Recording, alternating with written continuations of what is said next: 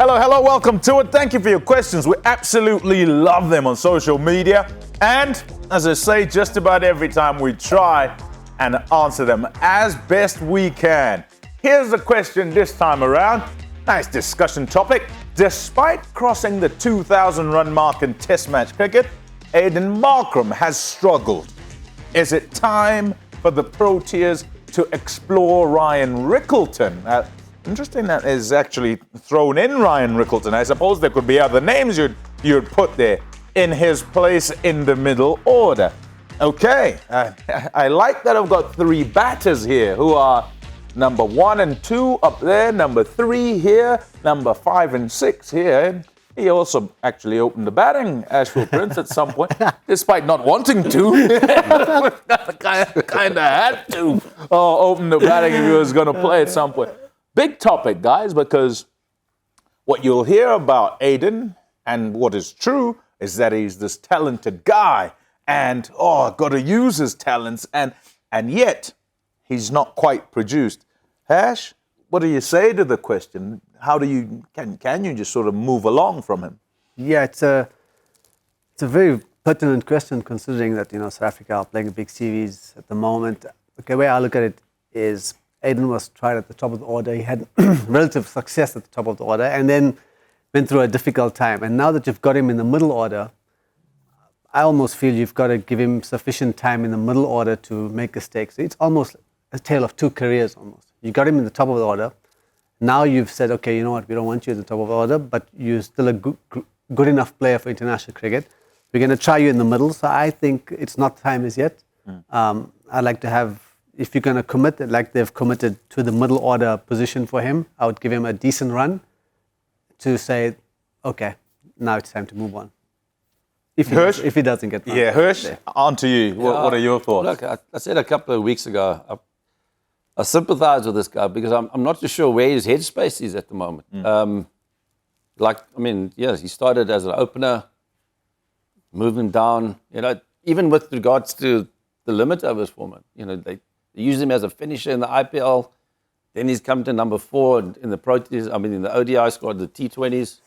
Not sure where his headspace is, and he was picked as an opener.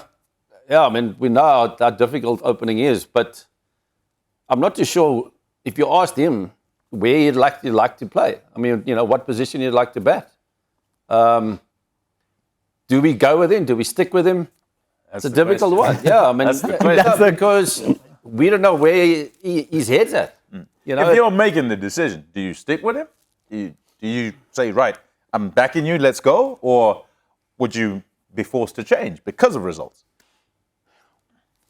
After this Test match, give him one more shot. It's a big boy stage. It's not a place you can hide. So he's had a lot of chances of late. Hasn't made full use of it. Give him one more shot. If not, then let him try someone else. Yeah. I'm gonna go with a little bit of a combination of what the two of them are saying. Hashim is saying that he needs, they moved him into a different position, so he needs a chance in that position. I agree with that. Then with Hersh and the fact that opening is hard, he opened, I think if you look at his career as an opener, average of 35, 500s, 950s, whatever the case may be, that is not bad at all. South Africa's got some of the hardest batting conditions in the world, and opening the batting in South Africa statistically is one of the hardest jobs in Test cricket. We have the lowest opening partnerships, for instance, in Test cricket. So I don't think he's gone that bad as everyone is making it out to be. What I like to see, and I don't think it's just him, what I like to see as a general rule for all our batters is that if you consider dismissals in Test match cricket and what is like one of the fundamentals, the fundamental is the bowler's got to get you out. And I think sometimes with Aiden and what people's expectation from him is that he's got to be, we know he's got an attacking game, and it's almost sometimes to his detriment where, like yesterday's pull shot, for instance, doesn't have to hit that ball that hard. It's like he's trying to hit it out the ground. You'd like to see a little bit more control on a stroke like that. The point I'm trying to get to is for all of them, the bowler must get you out with a good ball. Sometimes we're manufacturing too often our own demise as test match batsmen at the moment. And maybe that's because of T20, maybe because this generation of cricketers are used to scoring at a certain rate or a faster rate, playing more T20s, whatever the case may be. But you got to let the bowler get you out. I mean, there's too many times in all our batters where it's not like a ball that's pitched middle and seamed away, moved away, taken the edge. We've seen some of those dismissals, but too often it's the batter doing too much. And I like to see all of them go back to let the guy get you out with a good ball. So Hash here says, give him more of a chance, you're going to bat him in middle order. You say, give him one more innings and see how he goes. Yeah? Yeah, I just want to say that you can see how unsure he is of himself. In the series against India, he stood on off stump. Yeah. You know, so he's been fiddling around with his technique. Trying to work You it can out, see that he's not completely sure of how he actually wants to go about his batting. Simply because they've used him there and they used him there. You know, so I can understand how he's feeling. But then again, you know, you can only give a man so many chances, I think. You know, there's guys waiting in the wings that deserve a go. Like I said, you know, these guys are not used to getting hundreds.